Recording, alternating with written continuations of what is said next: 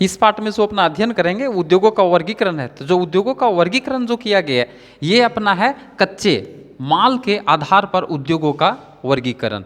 तो कच्चे माल के आधार पर जो अपना वर्गीकरण करेंगे तो उसमें साफ स्पष्ट है कि कच्चे माल पर जो आधारित उद्योग होते हैं उसको अपने 5 वर्गों में बांटा जा सकता है। अब 5 वर्गों में बांटा जा सकता है तो वो भी अपना अलग अलग है। अब इसमें से अगर पहला बात करें तो कृषि आधारित उद्योग, यानी कृषि आधारित उद्योग उस उद्योग को कहा जाता है कि जिसका कच्चे माल है वो कृषि के क्षेत्र से प्राप्त होता है, यानी वैसे उद्योग जो कृषि के ऊपर निर्भरता होती है। अब इसमें अगर बात करें तो यह जो कृषि उपजों पर अपना क्या है आधारित उद्योग माना जाता है। अब कौन कौन से ऐसे उद्योग आते हैं, जैसे कि वस्त्र उद्योग। वस्त्र उद्योग के लिए जो अपने कच्चे माल होता है ये कपास है, और कपास अपना सूती वस्त्र का एक प्रमुख स्रोत माना जाता है जो सूती वस्त्र के अंतर्गत आता है। दूसरी अगर बात करें तो रेशमी जो अपना वस्त्र होता है जिसका अपना उत्पादन एक कीड़े को पालन करके उसके द्वारा जो अपना कोया प्राप्त होता है तो उसे अपना अलग करके धागों को निर्माण करके और उसका अपना वस्त्र बनाया जाता है। तो इस तरह से यह स्पष्ट है कि जो रेशम का पालन होता है तो वो कहीं ना कहीं है वो कृषि के क्षेत्र में ही किया जाता है। इसके बाद जूट का या पटसन का जो उत्पादन है वो भी अपना कृषि के क्षेत्र में होता है, और इसके द्वारा जो कच्चे माल अपना उद्योगों में प्राप्ति होता है जिससे अपना कई अलग अलग वस्तुओं को निर्माण करते हैं। पेय पदार्थ के अंतर्गत अगर बात करें तो यहाँ पर अपना चाय के बड़े बड़े बागान होते हैं जो खास करके अपना कृषि के क्षेत्र जो है वो बागानी कृषि होता है तो उसके अंतर्गत इसको शामिल किया गया। दूसरा अगर देखें तो ये कोकोआ है, और कोकोआ जो एक तरह का पेय फसल के अंतर्गत है, और एक कहवा, ये दोनों अपना ऐसे फसल है कि जो कहीं ना कहीं इसका उपयोग है वो पेय पदार्थ के रूप में किया जाता है। इसका उत्पादन है वो कृषि के क्षेत्र में बड़े बड़े बागानों के रूप में किया जाता है। भोजन प्रसंस्करण, यानी भोजन जो अपने उत्पादन होता है कृषि के क्षेत्र में तो उसको अपना एक ऐसी परिष्कृत करके डब्बा बंद पैकिंग करके और किसी दूसरे क्षेत्र में कहीं ना कहीं इसको विक्री किया जाता है। तो जो कल कारखानों में इसका एक परिष्कृत करके मूल्यवान बना करके इसको बाजार में बेचते हैं। तो ये भी उद्योग अपना इसी क्षेत्र में आते हैं। दूसरा अगला बात करें तो ये है वनस्पति घी, जो अपने डालडा होती है, या कृषि के अंतर्गत साथ साथ में पशुपालन होता है तो उससे भी अपना देसी घी अपना प्राप्त होता है, और कई दूध का जो बने हुए अलग अलग वस्तु होते हैं वो सारे इसमें अपना शामिल किया जाता है। साथ ही साथ अपना रबड़, तो रबड़ के भी ये बागानी कृषि के अंतर्गत आता है जो उत्पादन करके अपना काफ़ी अलग अलग रबड़ से बनने वाले जो वस्तु होते हैं उसको आसानी से तैयार किया जाता है। तो ये सारे जो उद्योग हैं इसके अपना एक अच्छा और बेहतर उदाहरण माना जाता है। अब इसके बाद अगर दूसरा बात करें तो खनिज पर आधारित उद्योग, तो निश्चित है कि खनिज पर आधारित उद्योग है तो इसमें प्रधानता होती है वो खनिज होती है। जहाँ पर जिस तरह से कच्चा माल खनिज प्राप्त होता है वहाँ पर उसी तरह से उद्योगों को स्थापित किया जाता है। जैसे इसमें बताया गया कि उद्योगों में खनिजों के कच्चे माल के रूप में उपयोग किया जाता है, और जहाँ पर जिस तरह से खनिज प्राप्त होता है वहाँ पर उसी तरह से उद्योग को स्थापित करके अनेक तरह का मशीनों का या अनेक तरह का वस्तुओं को निर्माण किया जाता है। जैसे लौह इस्पात उद्योग, लौह एस्क इसका कच्चा माल है, और जहाँ पर लौह एस्क मिलता है और इसके साथ अन्य मिश्रित जो खनिज होते हैं वो भी इसके आसपास के क्षेत्र में उपलब्ध होते हैं। या बहुत सारे जो मशीन या अनेक तरह के औजार जो बनाते हैं, या नहीं तो रेल के इंजन, कृषि के क्षेत्र में अनेक औजार, सीमेंट के कारखाने, भवन निर्माण से सामग्री आदि जो भी उद्योग होते हैं तो इसके अपना अच्छा उदाहरण होता है। ये सारे उद्योग कहीं ना कहीं अपना जिस तरह से कच्चे माल जहाँ पे मिलते हैं वहाँ पर उसी तरह से उद्योगों का स्थापित किया जाता है। तो सीमेंट उद्योग का कच्चा माल अलग है, भवन निर्माण से संबंधित जो मटेरियल का अपना उत्पादन होता है उसका कच्चा माल कहीं अलग मिलता है तो उसको भी वहीं पर स्थापित किया जाता है। साथ ही साथ कृषि के क्षेत्र में अनेक अपना छोटे बड़े औजार बनाया जाता है, तो ये भी तो अपने इस्पात के या लोहे के ही बनाया जाता है, लेकिन निश्चित है कि एक तरह का यहाँ पर भी खनिज का ही उपयोग किया जाता है। तो ये सारे इसके अच्छा और बेहतर उदाहरण है। अब तीसरा अगर बात करें तो रसायन आधारित उद्योग, यानी इसमें जो प्रधानता है वो विभिन्न प्रकार के रसायन के द्वारा अलग अलग अपना उद्योगों में अलग अलग वस्तुओं को निर्माण किया जाता है। इस प्रकार के जो भी उद्योग होते हैं वो प्राकृतिक रूप से जो जहाँ पर जिस तरह से जो अपना रसायन प्राप्त होता है या जो खनिज है वहाँ पर उपलब्ध होता है तो उसी को वो क्या करते हैं, उपयोग करते हैं। रासायनिक अपना अलग अलग केमिकल्स है या एक भौतिक स्वरूपों को सम्मिश्रण करके वहाँ पर अलग अलग इसका वस्तु का उत्पादन होता है, जिसमें से आप अगर देखें तो रसायन के माध्यम से उर्वरक जो खाद है, जो कृषि के क्षेत्र में काफ़ी अत्यधिक इसका उपयोग किया जाता है।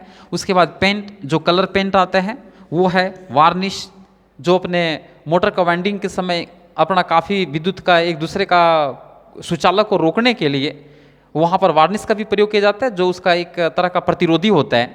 प्लास्टिक ये भी रसायन उद्योग के अंतर्गत आता है। औषधि यानी तो नमक, गंधक, पोटास, कांच, साबुन, कृत्रिम रेसे जो है या प्लास्टिक से जो भी अपने वस्तु बनते हैं, ये सभी अपना इस उद्योग का क्या है, एक अच्छा अपना प्रमुख उदाहरण माना जाता है।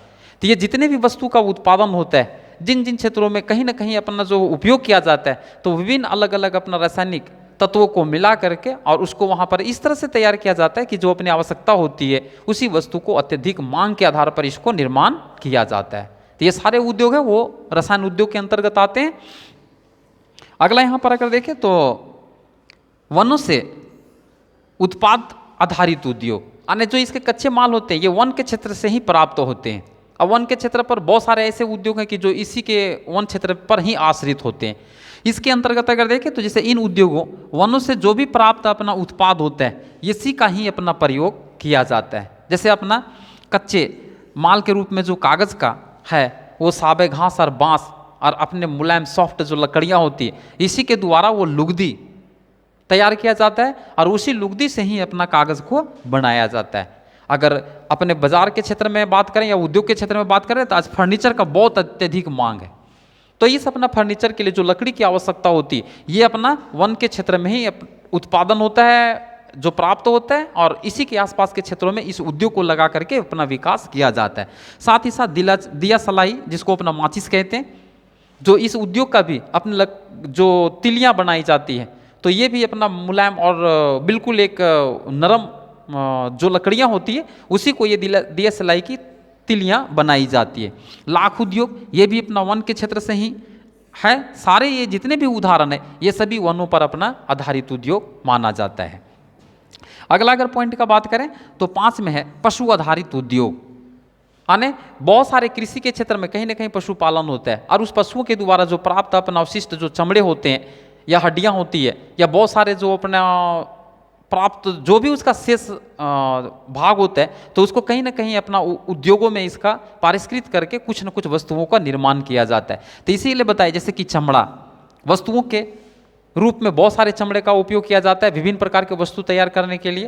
तो ये चमड़े पशुओं के द्वारा प्राप्त होते हैं। अगर ऊन का बात करें तो जहाँ पर अपना भेड़ पालन होता है तो उस भेड़ के जो बाल होते हैं उसके द्वारा ऊन को काफ़ी अच्छा एक रेशे बना करके उसका धागे बना करके और अनेक तरह के गर्म कपड़े बनाए जाते हैं। तो ये सभी जो कच्चा माल है प्राप्त किस क्षेत्र से होता है, पशुओं से होता है। और पशु का अपना जो प्राप्त या जो एक पालन होता है कच्चा माल के रूप में, तो ये सारे कृषि के क्षेत्र में पशुपालन के रूप में अपनाया गया है।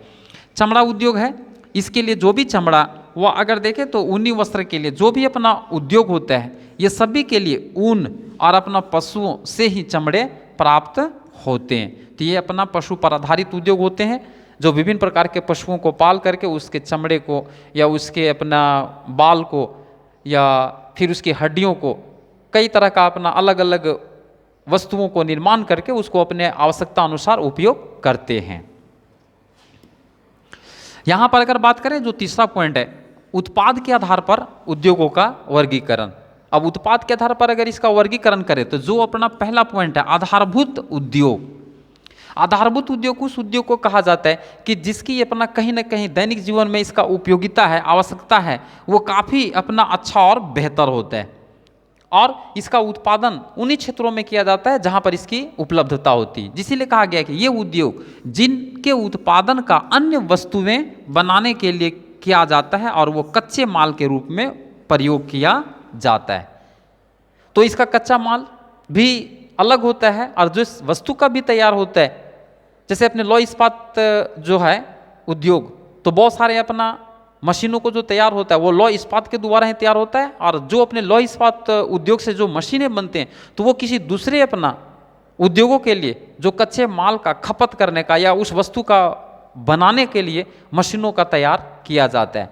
साथ ही साथ अगर देखें तो जो आधारभूत अपना उद्योग कहलाते हैं उसमें अगर खास करके इसका उदाहरण अगर लें तो लौह इस्पात उद्योग एक अपना आधारभूत उद्योग है, क्योंकि किसी भी उद्योग का अगर स्थापना के लिए लौह इस्पात अगर या सीमेंट का अगर वहाँ उपयोग नहीं किया जाता है तो किसी भी तरह से अन्य उद्योगों का विकास संभव नहीं हो पाता है। जैसे कल कारखानों के चारों तरफ दीवार देना या काफ़ी एक उसका फर्श है, ज़मीन है, वो तैयार करना, तो उसमें सीमेंट का काफ़ी अधिक प्रयोग किया जाता है। साथ ही साथ अपने इस्पात का प्रयोग करके उसमें बहुत सारे एंगल या पत्तियों को मिला करके उसके अपना भवन को निर्माण किया जाता है, जिसके अपने उत्पादन के लिए जो प्रयोग होते हैं वो दूसरे अपना उद्योगों के कच्चे माल के रूप में भी करते हैं।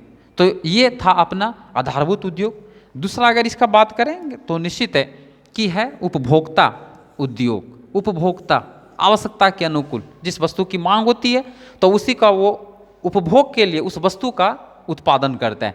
तो इसमें बताया गया कि उपभोक्ता वस्तु का उद्योग अथवा गैर आधारभूत उद्योग ऐसे उत्पाद का जो निर्माण करते हैं जो सीधे उपभोक्ता के द्वारा उपभोग कर लिया जाता है, और कहीं ना कहीं इसका उपभोग है वो अपने मानव आवश्यकता के अनुसार एक अच्छा और बेहतर उपभोक्ता भी माना जाता है। जैसे उदाहरण के लिए अगर देखें तो ब्रेड नाश्ते में इसका या खाने के लिए अल्पाहार के रूप में प्रयोग किया जाता है, बिस्कुट ये भी है, चाय है, ये सभी जो भी इसके अतिरिक्त उदाहरण है ये सभी अपना उपभोक्ता उद्योग के अंतर्गत आता है, जिसका दैनिक जीवन में प्रतिदिन इसका कहीं ना कहीं उपभोग किया जाता है, और जो उपभोग करता है वही उसका उपभोक्ता कहलाता है।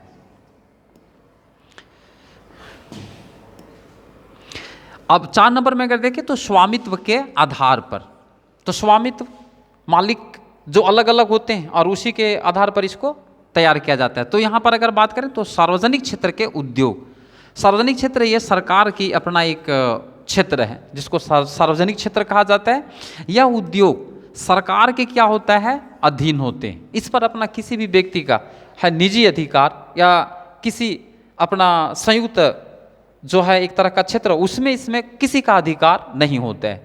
इसमें सरकार की पूर्ण अपना अधिकार होता है, इसका देख रेख से लेकर के इसका निर्माण की प्रक्रियाएं, इसका बाजार में अपना बिक्री करने के लिए सभी चीज़ों के ऊपर जो नियंत्रण होता है ये अपना सरकार के अधीन होता है। भारत में बहुत से अपना उद्योग है वो सार्वजनिक क्षेत्र के अधीन है।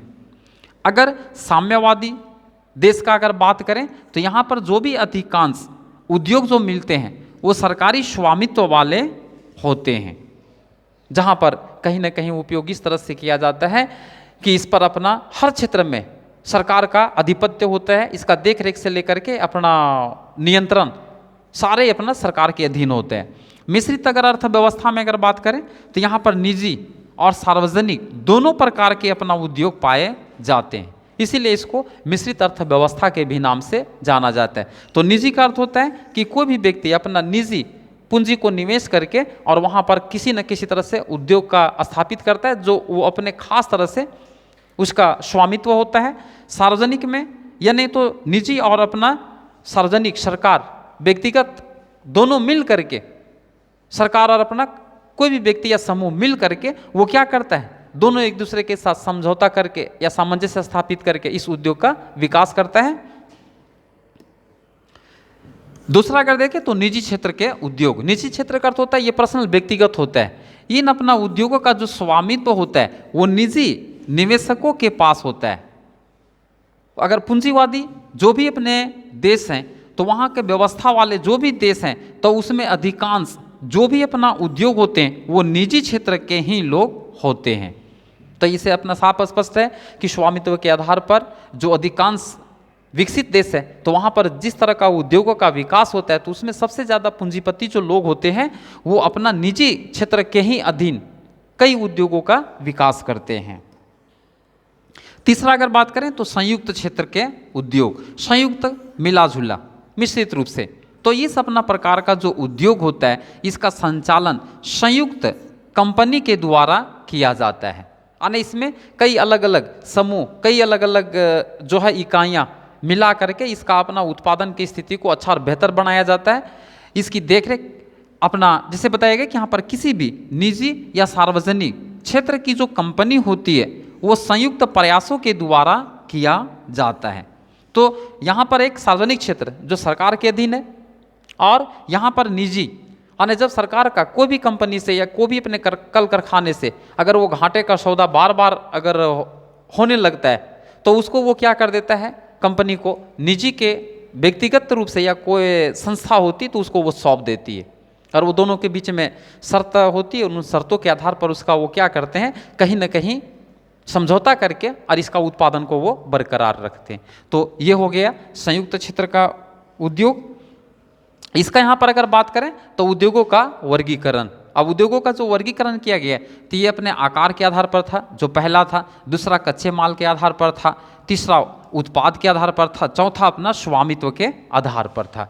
अब इस रेखा चित्र के द्वारा जैसे अपना आकार के आधार पर अगर बात करें तो यहाँ पर है कुटीर उद्योग, जो छोटा उद्योग है या छोटे पैमाने के उद्योग कहते हैं या लघु उद्योग कहते हैं या बड़े पैमाने के उद्योग। तो इसमें 3 अलग अलग अपना उद्योग होते हैं जो आकार के आधार पर कुटीर उद्योग, लघु उद्योग और वृहद उद्योग। इसके बाद अगर देखें तो कच्चे माल के आधार पर कृषि पर आधारित। अब कृषि पर आधारित जिसका अपना कच्चा माल है वो कृषि के क्षेत्र से प्राप्त होता है। दूसरा अगर देखें तो खनिज पर आधारित।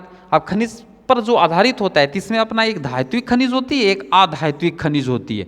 अब अधात्विक खनिज में बात करें तो सीमेंट, चीनी, मिट्टी के जो बर्तन होते हैं ये सारे इसमें शामिल होते हैं। और अगर इसमें धात्विक खनिज में अगर बात करें तो लौह और अलौह धातु। अब लौह धातु के अंतर्गत जितने भी लौह इस्पात है और अलौह धातु के अंतर्गत तांबा है, एल्युमिनियम है, या बहुत सारे रत्न और आभूषण आता है, तो ये सारे अपने अलौह धातु के अंतर्गत आता है जिसमें अपना लौह की अंश प्राप्त नहीं होता है। यहाँ पर रसायन पर आधारित अगर उद्योग को बात करें तो जितना भी पेट्रो रसायन से लेकर के प्लास्टिक, कृत्रिम रेशम या जो भी होते हैं ये सभी इसमें शामिल होते हैं। वन पर आधारित जिसमें अपना बताया गया कि इमारती जो लकड़ियाँ होती है या लाख होता है या जो भी अपने कागज़ उद्योग है ये सारे फर्नीचर है ये इसी के अंतर्गत आते हैं। पशु पर आधारित बहुत सारे अपना पशुओं के द्वारा जो प्राप्त होता है ऊन, चमड़ा, हड्डियाँ, ये सारे उद्योग इसी के अंतर्गत आते हैं। उसके बाद उत्पाद के आधार पर मूलभूत जो अपना उद्योग कहा गया जिसमें लौह इस्पात उद्योग को शामिल किया गया। उपभोक्ता जो अपने सामान होता है जो निश्चित रूप से प्रतिदिन इसका दिनचर्या में उपयोग किया जाता है, जैसे बिस्कुट है, वस्त्र है या वाहन है या जो भी खाद्य सामग्री है ये सभी इसमें शामिल करते हैं। स्वामित्व के आधार पर अगर बात करें तो सार्वजनिक क्षेत्र है जिस पर अपना सरकार अधीन होता है, अधिकार होता है। निजी क्षेत्र में निजी व्यक्तिगत इसका अधिकार होता है और यहाँ संयुक्त क्षेत्र में जो निजी और अपना सार्वजनिक दोनों मिल करके वो क्या करते हैं, इस अपना कार्य प्रणाली को पूरा करते हैं। तो ये था अपना उद्योगों का वर्गीकरण का एक आधार का रेखा चित्र जो इस तरह से स्पष्टीकरण हो जाता है।